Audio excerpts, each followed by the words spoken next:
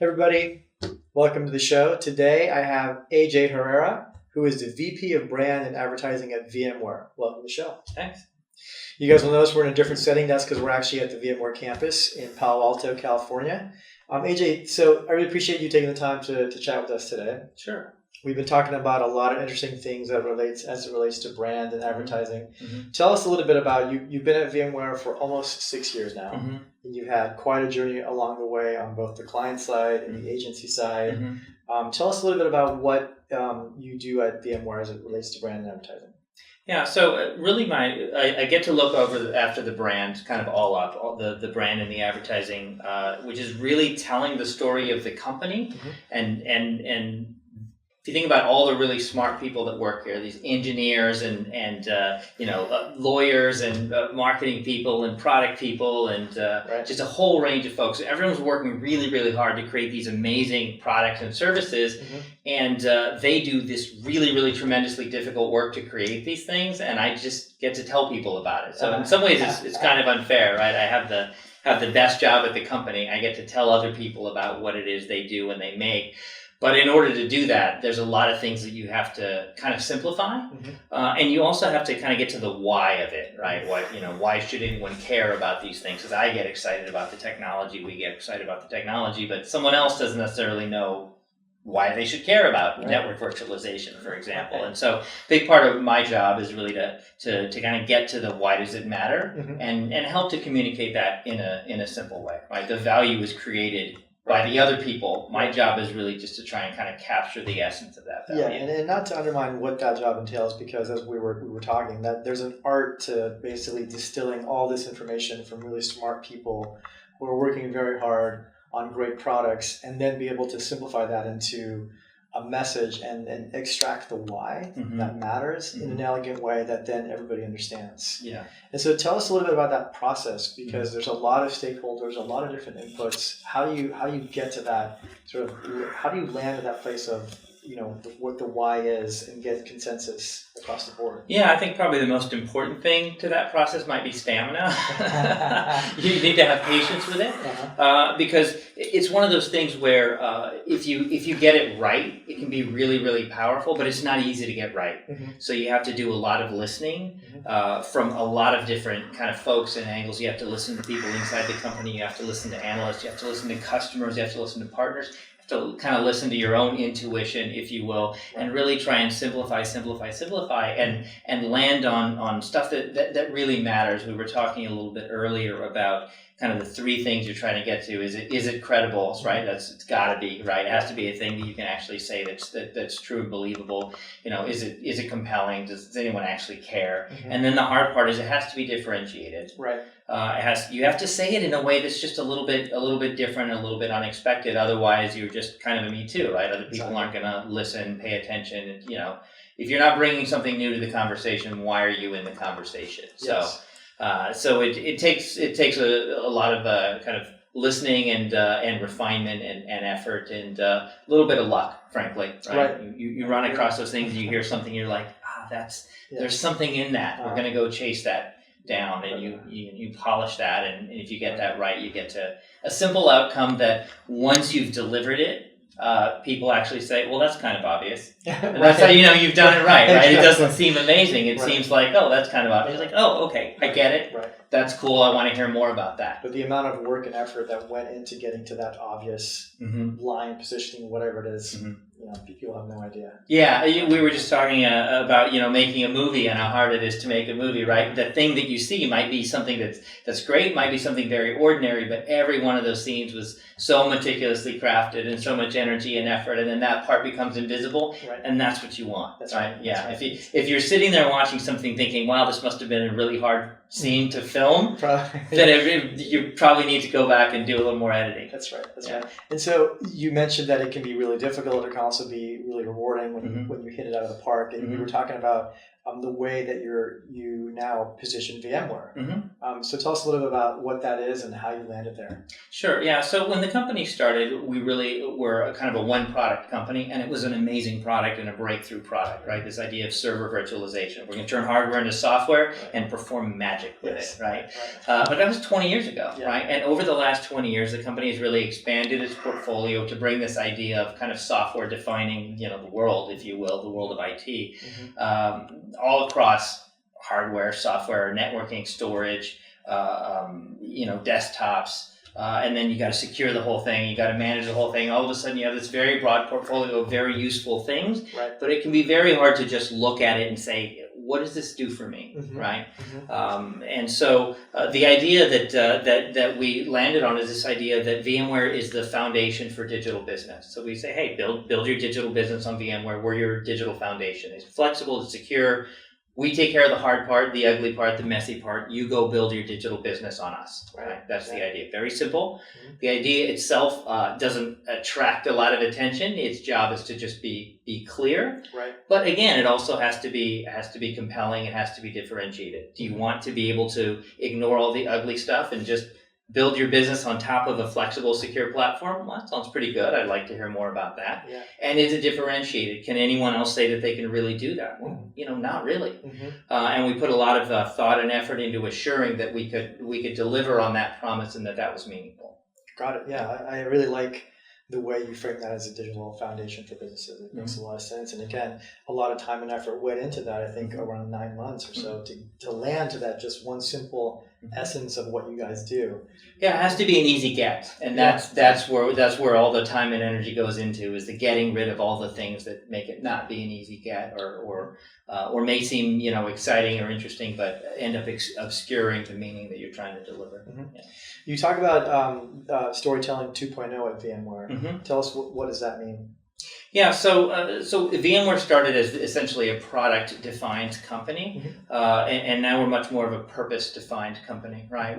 We build this digital foundation so that people can build their digital business on top of it, and communicating that story of what this thing is and the value that it delivers and the things that it can do for you. That's really kind of the 2.0 of VMware. In a lot of ways, we've really delivered on that. If you just look at it from a numerical standpoint, more than half our revenue now comes from things that are not server virtualization, right? And so that was a big turning point, a big transition for the company that happened, I think, probably about a year ago. Wow. And so the next journey of the company is really the transition to a company that's also a cloud services company. And that transition from just being an on-premise kind of licensed software company to a cloud services, cloud-driven company. So that's the next chapter. So I had the opportunity to help tell that chapter 2 story, and now I have the opportunity to help tell that chapter 3 story. I think it's a testament to the sort of evolution and innovation of VMware and has been able to stay relevant through all the years, which is really important. And there was a lot of people that said we couldn't do it. There's a lot of people that said, well, it's all about cloud now, it's all about containers now, it's all about this, it's all about that. But the thing that has been common and true for VMware is this vision of we're going to use the power and magic of software to make technology much easier to manage, much more powerful, much more efficient, much more capable. And that vision has stayed the same. And so part of the job of storytelling is to capture and communicate that vision in a way that's relevant to today, right? Because the industry is constantly changing. And so how do we update that story for relevance? But kind of the driving purpose, that driving passion has never changed. There's been a lot of talk about purpose and purpose-driven companies. There's also been a lot of talk about storytelling and the importance of storytelling across buyer journeys, across different personas and use cases. How do you approach storytelling, and what's been effective for you? Yeah, so when I think about, if you think about what a story is, right? A story is a pattern, right, that leads to some outcome that we can understand our role in it, right? So a story in some way is a dead thing, right? It's just a pattern, right? But it can be very, very powerful because it helps to animate the people telling the story, and it helps to animate the people hearing the story. You can understand your role and your purpose in the story. And the other thing that it does is it doesn't just kind of help frame what are the players and what's the parts, is it simplifies the complexity of the world so that we can understand what does it mean. It's a thing that allows us to understand the the why and how of things, because the world is incredibly complicated. Cause and effect is very hard to understand in a very, very complicated world. But when you understand a story, when you have a story, it makes it clear cause and effect, and also intent, right? So a story helps us to say, hey, this is what VMware is trying to do. Right? What is the intent of VMware? Right? We have this kind of core intent and purpose of simplifying and making more manageable and more powerful all of this technology. But as you look at a portfolio of thousands and thousands of products, it's very easy for that intent to be lost. Right. So the purpose of a story is to make that intent clear again, to simplify, here's why this matters. And to make it easy for customers to understand, here's the role we're trying to play, and therefore here's your role, right? So the role of VMware is really a supporting agent, right? We want to be an enabler. That's our job. What we want to do is we want to set the table so that our customers can have a great dinner. That's our role. So storytelling makes that intention clear. We make amazing things and we deliver them to you in a way that you can make best possible use of them. We try and give you the flexibility and the capability that you need, but you're ultimately in charge of your goals and your mission. And so storytelling makes that intent clear, and it helps to shorten the amount of time it takes for the customer to understand whether or not they're interested in learning more. As long as you tell a good story. You have to tell a story that they care about. And what makes a good story? What makes a good story is the person hearing the story says, this is relevant to me. That's what makes it a good story. Tell me more. And then the complexity, of course, starts again as you actually start to evaluate different products and proof of concepts and all these other things, right? There's you can't make that complexity go away in a lot of senses, because these our customers are running big complex businesses, and our technology has to meet a very wide range of needs. But if you can simplify that moment so that you can get to that understanding quicker, that's really the purpose. That's the a lot role. of sense. Yeah. So I was at VMworld a couple months ago, and I saw Pat on stage and delivered a fantastic keynote. He was talking about a couple of really important acquisitions with Carbon Black and Pivotal. And so as VP of Brand and Advertising, how do you think about these acquisitions that are happening as it pertains to your brand? How do you roll that into a cohesive story or a cohesive brand identity? That's a great question. One of the first things I think about is the people, right? What are the cultures of these organizations, and how are the cultures of these organizations, how are they going to impact the culture of VMware, right? In some ways, there needs to be a little bit of give and take, if you will, right? VMware has a very strong culture. That's the reason I came here, right? I love the technology, right? And I love this idea that we're going to create infrastructure that other people are going to build on. I think that's very, very important in the world. But the reason that I came here is because of the culture, the way that people behave, the way they treat each other, the way they treat their vendors, the way they treat their customers. So there's something very, very precious that we want to maintain and grow. At the same time, the reason that we wanted to acquire these companies is because they're doing stuff really, really well, and stuff that's important that we can learn from. So how do we understand what their culture is and bring the important parts of their culture into the VMware culture to enhance what we're doing? So that's really the first thing, is try and understand the culture of these companies. And then the next thing is understand what is the impact that their capabilities have on the story of VMware. In some ways, at the very highest level, does adding security capabilities plus PaaS capabilities, right, platform as service capabilities, does that change this idea of we're a platform for digital business? No, it doesn't, right? It enhances it. So right there, that tells you that that's probably a good positioning idea, because it enables us to continue to deliver on that purpose, even though we're making some pretty big additions. At the same time, VMware has never been a security brand. We've always been perceived as secure infrastructure, which is great. But now we're going to be talking to security buyers. And so what are the perceptions of VMware to a security buyer? What are the perceptions of VMware to a developer? Right. What are the perceptions of VMware for people that are making decisions about all of the modern apps, tooling, and infrastructure? So one of the things we go do is we go out and get a ton of data. To do a ton of research around understanding, what's the baseline? How are we perceived? And then how do we want to be perceived? Where's the opportunity for us? Because we don't want to just show up as another company that says, hey, I have some stuff that you might want to buy. Right. We really want to bring something new. Back to that differentiation. To these customers, absolutely. And so understanding where is our permission to play not just from a technology standpoint, but from a brand standpoint. And that's where we're going to enhance the brand. But in a lot of ways, it's very evolutionary, right? We're not reinventing the VMware brand. We're enhancing the VMware brand and helping to take our core intent and help it to be relevant to these new audiences. Okay, makes sense. So AJ, let's talk about metrics for a minute. So as it relates to brand and advertising, what metrics are you looking at? What metrics matter for brand? What metrics matter for advertising for you? Yeah, that's a great question. So there's a lot of different metrics that we look at, as you might expect, right? We look at say from an advertising standpoint, we look at input metrics, right? Things like reach and frequency and things like that. We look at campaign performance metrics, things like click-through rate and media engagement and downstream engagement, things like that. But the most important metrics are really the outcome metrics. And one of the things that we found is it's very, very helpful and powerful to have a small number of really meaningful strategic metrics that you orient a huge amount of your effort around, right? Got it. And there's two different metrics that we look at here. One is we have what we call I'm looking for a better name for it, so if you can think of something, I'd appreciate it. We call it our 5-point strategic question, because it is a 5-point question that asks the question, essentially, how strategic are we to our customers? From scale of 1, which is commodity, technology provider, all the way to a 5, which is someone that they would seek out for digital transformation. And so this 5-point question is a very, very important metric, and we track that over time. And we track that against, who has seen our advertising campaign and who hasn't. We track that by region, we track that by title, we track that by organizational size. So you can break it down in a lot of different ways, but at the end of the day, how are we moving our customers into those top 2 categories? That's one thing that we look at. Another thing that we look at is we created a thing that we call a brand index. It's a little bit of a proprietary number that we came up with here, but essentially what it does is it combines awareness, familiarity, and consideration in the different categories where we compete into a single number.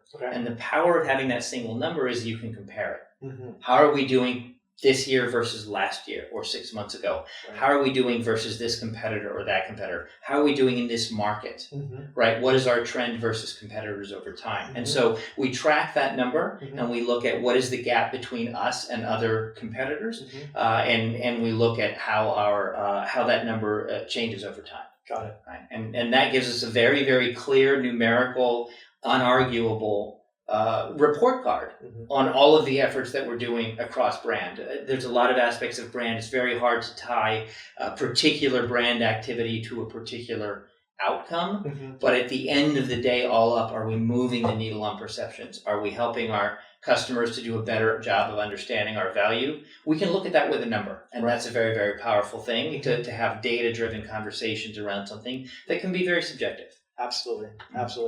And so let's talk about advertising. The world of advertising has changed quite a lot in the last few years. You guys are targeting B2B, not B2C.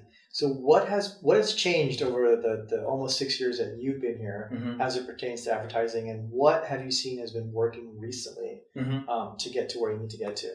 Well, one of the big changes is actually the role of agencies, right? I think when I started 5-6 years ago, the model was you go out and you hire an agency and they come up with an ad campaign and then you run advertising.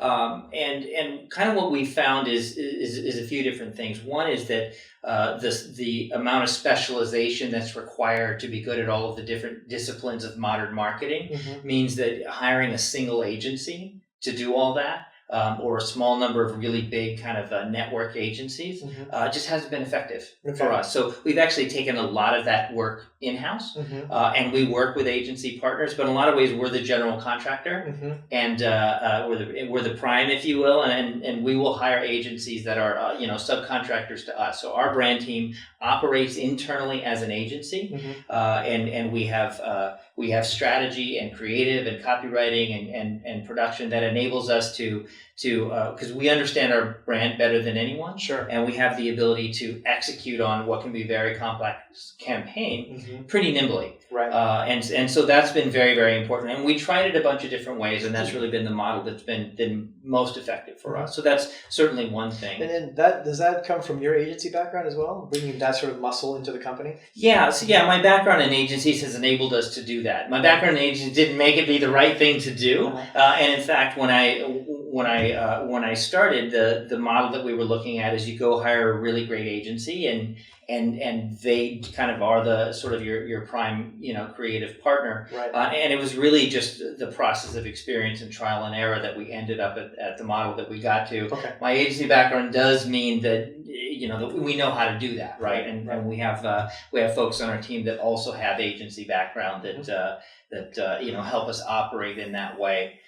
So we are also an agency to a bunch of our internal VMware business units and teams and things like that, which and so operating in that model can be very, very effective for us because we can do things really quickly. We understand our brand really well, right? And at the same time, we try and preserve an outside-in mentality, and we really try and challenge our kind of our internal clients. Hey, does anyone really care about this? Is is this as cool as you think it is? Back to why does it matter? Exactly, and trying to keep that external agency mindset. Even though we're all we all bleed blue and green, we're all VMware to the core. So yeah. And are there, in terms of again advertising, are there particular channels that you find are performing better than others in today's landscape? Yeah, it's interesting. It depends on the market. So our advertising campaign is it's in India, it's in the UK, and it's in the US. Okay. And in India, we're doing a ton of print. Oh, interesting. Print's very effective in India, right? So you look at the media landscape and you adapt for that. We're doing a lot of out of home, just because there's not a lot of great ways to reach some of the senior folks that we're trying to reach. Sure. You're not going to reach a CIO and really change their perception of a company through a banner ad, right? So we do a lot of out of home. That's been a part of our mix. We're doing a lot of interesting experimentation with over the top TV, with different digital channels. Some of the social channels are performing unexpectedly well. Like we've done some stuff on Instagram that's actually worked really well for some of the channels we're trying to reach, some of the folks we're trying to reach. Well, because I see a lot of, I'm sure everybody sees a lot of sort of sponsored ads on Instagram. I think every fourth thing on my feed is a sponsored ad now. But really, when I think about that, that's more B2C focused. But yet you're finding success there because the decision makers, the CIOs, or whomever are still there, and so you're finding that as an effective channel. Yeah, that's exactly right. I mean, you have to be thoughtful about what type of content works in that environment. But we're all people, right? And we're all consumers. We're all consumers, and also the way businesses buy things, right? All of the people that are part of the business buying team, their expectations about how things ought to work and how they engage with media and with brands have been set from the consumer side. So you can't just assume, hey, there's a B2B way to do things and a B2C way to do things. It's all merged together, right? So we did something kind of interesting at the latest VMworld, the one that you were at. We did a drop. We made a limited edition T-shirt. We made a very small number of them, and if you showed up, you got your T-shirt. We had a line around the corner. We had a bunch of people that did not get a T-shirt and were pretty unhappy about that. Exclusive. Yeah. Yes. Well, that's the thing, right? That's a little bit different. Usually in the tech world, whoever wants a T-shirt gets one. But in this case, we kind of borrowed from drop culture just to see how that would go, and it turns out that was a very very sort of interesting way to engage with folks, and it made that T-shirt for this new thing that we're doing for Tanzu very, very desirable. So I was kind of my shirt. Where's my shirt? They're gone. I didn't get a shirt. Did you know that? I did not get a shirt because in order we only made a limited number. So if I'm going to get a shirt, it means a customer doesn't get one. Right. Exactly. Not cool. No, so yeah, I wanted the shirt. I did not get a shirt. So which one do you prefer, being on sort of the agency side or on this side now? That's a really good question. I would not trade my agency experience for anything in the world. Got it. Right. Got it. But at the same time, I feel like I have the second best job on planet Earth. And so I would not go back to an agency at this point just because I love where I am and what I'm doing. Got it. Yeah. What's your leadership style? How do you lead? How do you mentor? What's your team look like? What do you look for when you're hiring people? Try and look out for your people and try not to do anything dumb. I don't know that there's a big philosophy for it. There's really, really talented people here at VMware, and really in any company that's of any decent size, that's doing a good job at what they're doing. The talent is there, right? And so the goal is really just hey, here's the why and the what, Mm-hmm. and they own the how, right? Your Right. people own the how. They're the ones that are actually going to make everything happen. So, Yes. so if you feel like you're doing a great job at something, you're the leader of a team. It's not you. It's your team, right? They're the ones that are doing it. So yeah. So as long as you can provide a little bit of clarity around what the outcome is and why it is that we're trying to achieve that outcome, and then just clear obstacles out of the way, good things are going to happen. Got it. And how big is your team?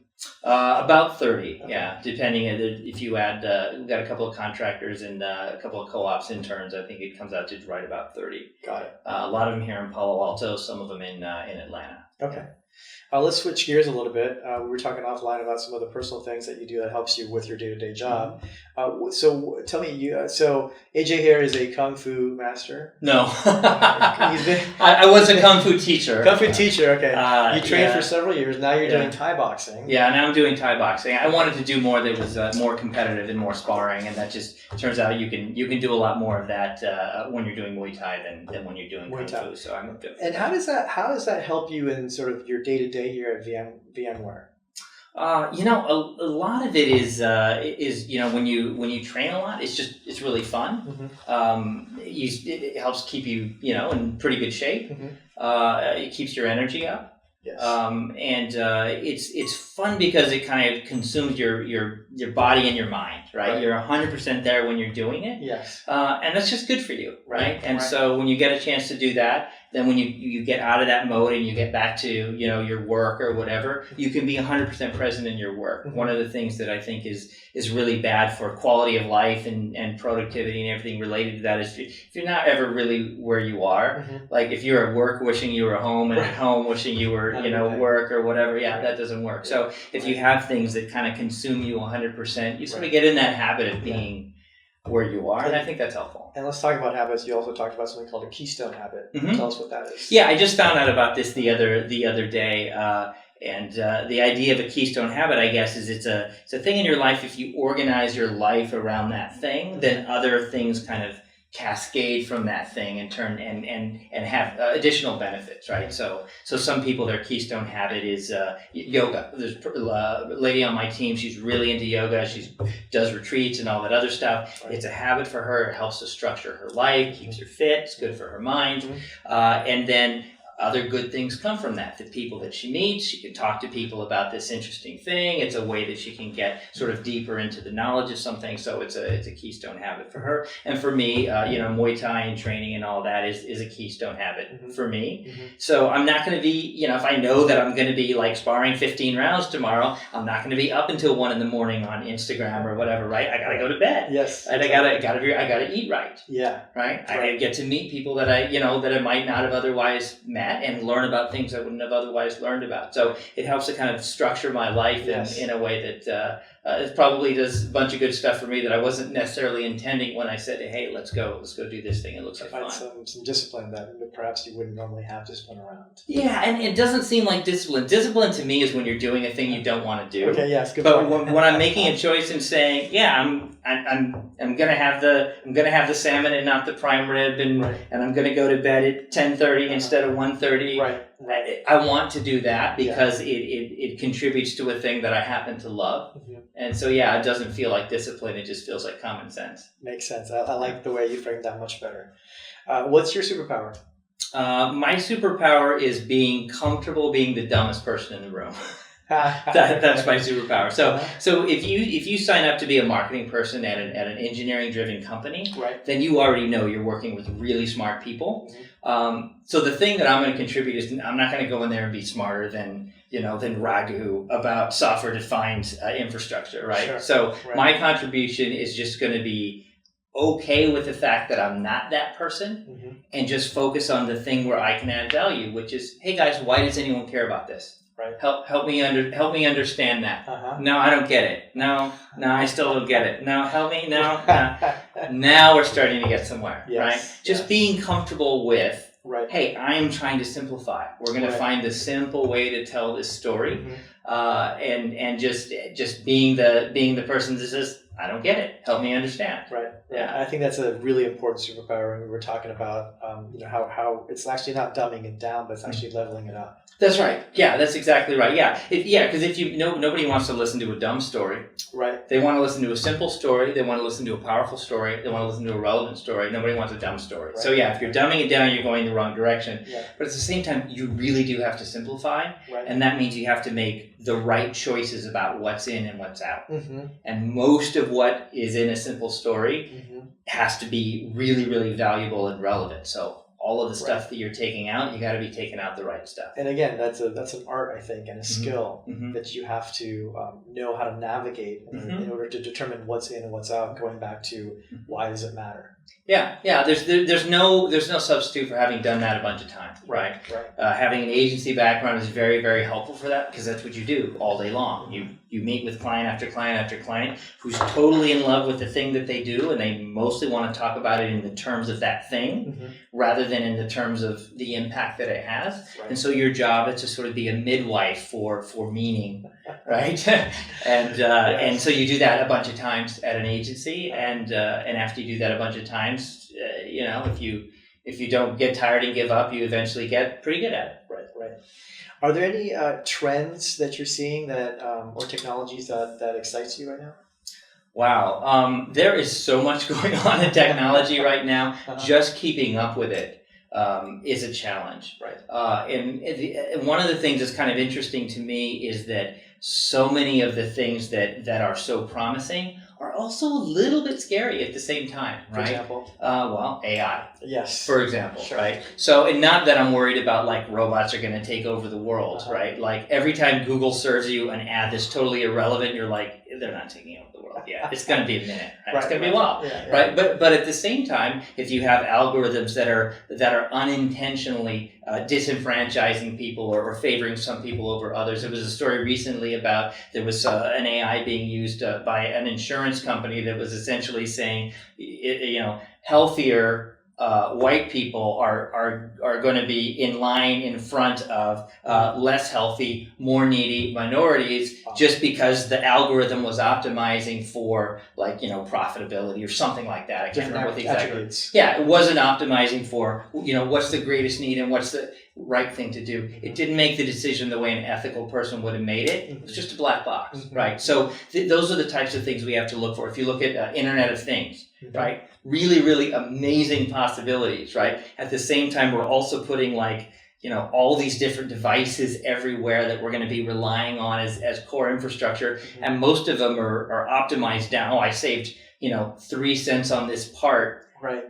And so the level of engineering that goes into things like security and reliability isn't always going to be there, right? So the choices that we make that don't seem particularly relevant in the small turn out to be really, really huge, right? And so the thing that I think is important that technology companies spend more time thinking about is the values of the people that are engineering things, right? Because those personal values end up becoming APIs and standards and infrastructure, and you never know what thing is going to be a billion user hit, right? And so a little thing that might be a shortcut that optimizes for something that's a shorter term consideration could turn out to have very, very large consequences, long-term consequences that were not intentional. That's right. Right? You may end up creating a monster not intending to do it. And so I'm very excited about things like AI, things like IoT, new types of cloud services, computer vision, drone delivery. All these things are cool. Let's be honest, they're cool. For sure. But it's also true that if we're not really thoughtful about the way we do them, we will end up amplifying what may have been not the most ethical choice. Maybe somebody just cut a little corner. Maybe somebody said, we're going to optimize a little bit more for revenue and a little bit less for the benefit of the user or whatever. But then you multiply that times a billion, right? And then look at the world you end up creating. Right. Yeah. That unpacks another segment that we can go into and do a deep dive on for another time. There's a lot to talk about there. AJ, you talked about the amazing culture at VMware. Tell us a little bit more. What's the culture like here? So it's very much a people first culture. right? That's one thing that I really like about it. Another thing that I like about it is people are very concerned about getting to the right outcome, and you don't see a lot of like politics and turf wars and stuff like that. Right. People are genuinely like helpful, right. And anytime you see disagreements, it's usually disagreements about how do we do this thing, and legitimate disagreements about the right way to go about doing a thing, sure. to get an outcome. Right. But people are not in it for themselves, right? The people that come to VMware, they could go to any big tech company and make a ton of money doing, right. Doing what they do here. They do really well here in terms of compensation. But why would you come to a company like VMware? You come to a company like VMware because you really believe in this idea that you're going to build something that's reliable, that's solid, that's long-lasting, that's incredibly capable, that other people are going to build on top of, right? And if that gets you excited, then you come to work. You come to work here, right? So it's a company that we sort of codified our values, what we call our Epic 2 values. And the way I think about these values is that there's absolutely nothing interesting or differentiated about them, right? One of them, for example, is customers. Nobody says, oh, customers don't matter. There's nothing differentiated about those values. Right. It only matters if you live them or not. And if you come here and you engage with the people, I think you'll come to the conclusion that they live in it, right? If you can call somebody out on the stated values of a company, then they mean something. Yes. Yeah. And so that's what I really liked about the culture, and really at the end of the day, that's why I came here. That's why I joined. Awesome. Yeah. Well, thanks so much. That's all the questions I have for you. Is there anything else you'd like to share with us before we say goodbye? No, I think we've covered some really interesting topics, and thanks for giving me the opportunity to share. Yeah. Thanks for your time, AJ. Sure. Really appreciate it. Yeah. See you, everybody.